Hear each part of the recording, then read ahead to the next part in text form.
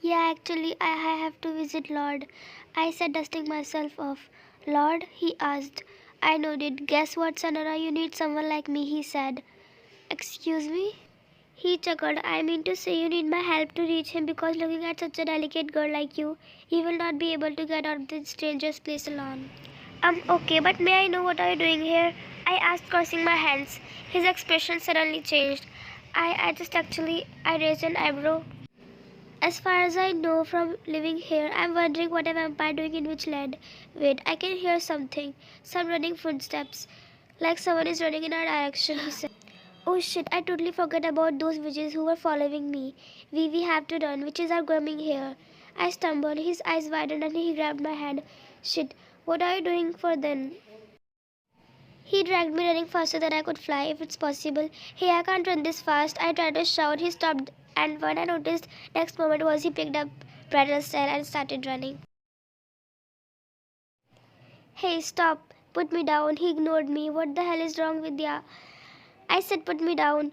He fastened his speed. I shut my eyes, holding him tightly. He stopped, laying me down on grasses, whilst panting heavily. Are you okay? He asked. I felt the world disappearing around me. I closed my eyes. Please say that we came out of Witchland, I pleaded. I wish I could, but we are still stuck here. But yeah, I can't hear their footsteps anymore. He replied while catching oxygen. I can't understand how they are able to find us too easily. I asked, sitting on the grass. Sensing our blood from a while is not a big deal for them. He replied while plucking few specific looking flowers from some bushes. What you doing, John? He didn't respond and gave that flower to eat this. Huh, I know I'm hungry, but not so much that I'll eat these plants like a cow. Trust me, these violinists have some special kind of nectar, which can reduce our blood order for a few hours so they won't find us, he concluded. Wow, I must say, you're more smarter than you look. He scoffed at my remark. Am I supposed to take this as a compliment, Sonora? He asked and put the flower in his mouth. I did the same. Damn, it's too bitter. I have been wondering what does Sonora mean. He slightly chuckled. Well, my mom was from Spain, that's why I still used Spanish vocabulary. I raised my eyebrow. Are you trying to say you are fluent in Spanish? I asked curiously.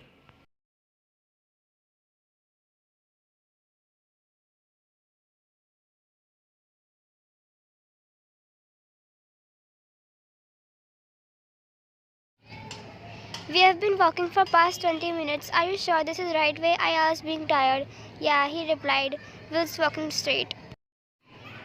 I closed my eyes, taking deep breaths. I'm preparing myself to be their prey, I mumbled, audible enough for him to hear. He stopped. Don't you worry, Sonora. He grabbed my hand, holding it tightly. Just hold me and your protection is my duty. Wait a second. How my protection is your duty? I don't remember hiring a bodyguard.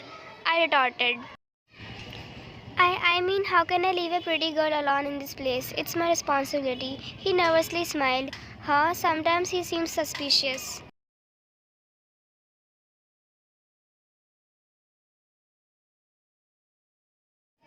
Sitting side by side in front of bonfire, I glanced at him, who was staring deep in the fire whilst rubbing his palms together. I thought to break the silence, so, what do you do for a living, Mr. John? I casually asked. He looked at me and a proud smile made its way to his lips. Well, I'm the most trustworthy and loyal knight of Lord, and you can also say his only friend whom he can believe with his whole heart. Wow, didn't expect that from you though, I said, getting an offended look. What does that mean? Don't I look strong enough to be a warrior? Just look at my biceps, girl. I rolled my eyes as egoistic attitude. He sneered. Darling, to lower your eyes in front of me. I sarcastically laughed and nodded. There's no one here to save you, so behave. What? Is he warning me? Don't you think, John, pretty boy, that you can even lay a finger on me? I arrogantly said. Out of sudden, his expression changed to a serious one, and he hovered above me. Have you lost a brain cell? I just said you can't touch me, and here you literally. Shh, someone is here. He whispered recurrently. What? Don't make any sound, he again whispered, wandering his eyes here and there.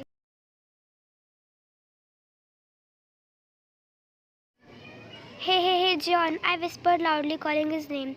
Is the way clear? I asked. Shh, will you stay quiet? I'm still checking if someone's here, he replied.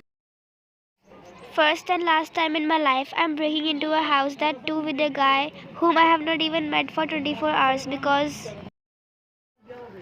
Girl, stop falling on me. Can't you walk straight? You are walk like a zombie. He voice rang in my head. I felt nauseous and dizzy due to I don't know why.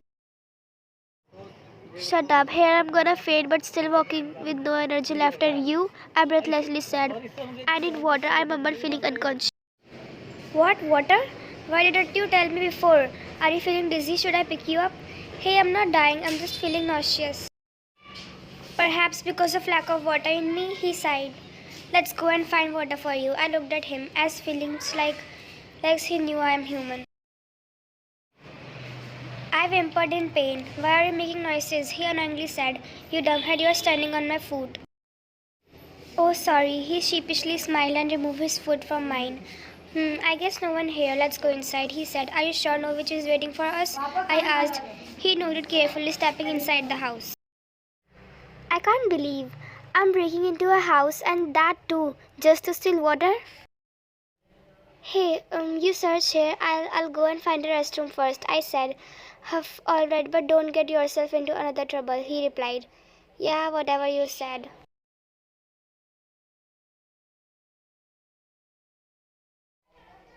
He flinched, then his eyes grew out hearing your scream.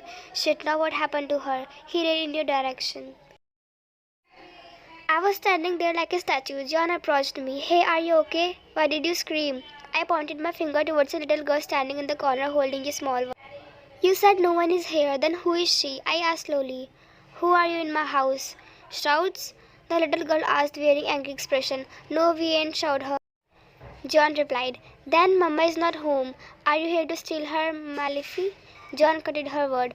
Of course not, honey. I and your Mama are good friends. How can you forget? I am Uncle Sebastian. She spoke, cutting his words. Yeah, absolutely, I'm Uncle Sebastian. Really? He nodded.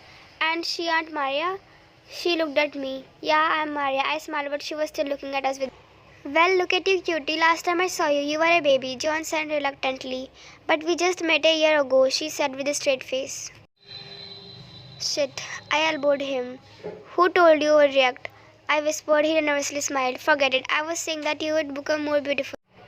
But Uncle Sebastian used to have a big belly, as I remember, she said, staring at his abdomen. Actually, I told your uncle to hit Jim, I replied, but then regretted my words. What's Jim? She asked. This time John glared at me. She means to say I worked out a lot in a year. I nodded, showing my fake approval. If you're really my uncle, aunt, then tell me what's my name, she said, crossing her hands. Damn, we are dead. Isn't this girl too smart for her age? He whispered.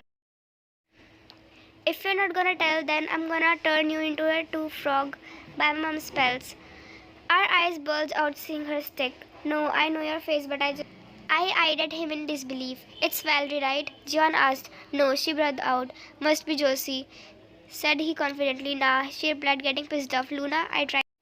She shook her head. Lily, Rose, Daisy, Tulip, do I look like a garden to you? She burst out. Enough, now you're gonna be Rebecca. John yelled and her expression changed. Yes, Rebecca, I remember, he said, and an unexpected smile grew on her face. I missed you, uncle. I missed you too, hun. He smiled. Hey, I believe that was surely not a guess. I whispered in his ear. I noticed two names on the nameplate when we were outside. He smirked triumphantly. I must say again, you are smarter than you look.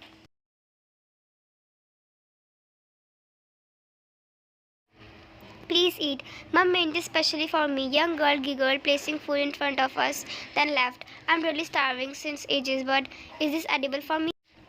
Well, who gives a rat ass? I extended my hand for food, but John stopped me. Wait, let me check this first, he said and sniffed the unique looking food before taking it in his mouth. That's surely making me feel like Queen Elizabeth. Are you okay with non-veg? He asked. Of course, dude, I love pork. It's been long, I nodded. Then you can eat this. Is this water? I asked, looking at the glass mischievously. He hummed. Really, it doesn't look like. It seems like dry rat's blood. You, John, stop it. It's disgusting.